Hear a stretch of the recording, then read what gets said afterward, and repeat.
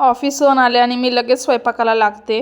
हातपाय धुवून त्यानंतर तुरीची डाळ लावून घेतली कुकरला आणि इथे ना डीमार्टमधून ही सोनपापडी आणली होती. आता मला तर काही खायची नाही ही, पण बघून ना खरंच खायची इच्छा होते, पण गोड असल्यामुळे काही खाऊ शकत नाही. आणि मी ती सोडून म्हणजेच पॅकेटमधून काढून ठेवत होते. आतमध्ये डब्बा असतो ना, तर तो इझिली आपण खाण्यासाठी वापरू शकतो, म्हणजेच डब्बा कधी पण उघडला की खायला येतं. आणि म्हणून मी वरचं कागद काढून ठेवलं. त्यानंतर संकष्टी चतुर्थी असल्यामुळे आज ना माझ्या भावाला मोदक खूप आवडतात, तर म्हटलं मोदक करूयात. नारळ पण होता शिल्लक, भावाने फोडून दिला. मस्त सारण तयार करून घेतलं आणि हे बघा असे छोटे छोटे काप करून मी आता मोदक बनवणार आहे तळणीचे. त्यानंतर पुरी भाजी करायचा बेत होता, भाजी करून घेतली, पुऱ्या करून घेतल्या, बघू शकता तुम्ही इथे. माझ्या भावाने म्हटला होता की मला पुरी भाजी खायची आहे, ताई पुरी भाजी कर ना, मग पुरी भाजी केली.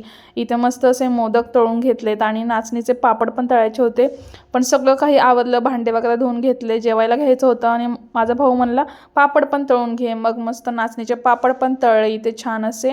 आणि संध्याकाळ झाल्यावरती ना माझं काम असतं, तर उद्या व्हिडिओ अपलोड करायचा असेल तर मी त्याला सकाळ सकाळी व्हॉइस ओव्हर करते उठल्यावरती.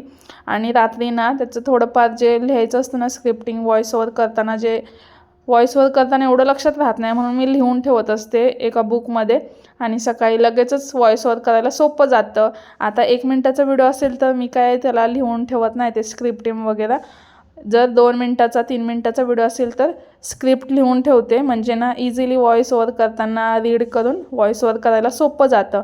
मग सगळं काही कामावरलं ना मी असं मस्त निवांत बसून सगळं लिहित असते, म्हणजे जर माइंड पण सेट होतं आपला लिहिण्यासाठी. चला भेटू नेक्स्ट व्हिडिओमध्ये, तोपर्यंत बाय.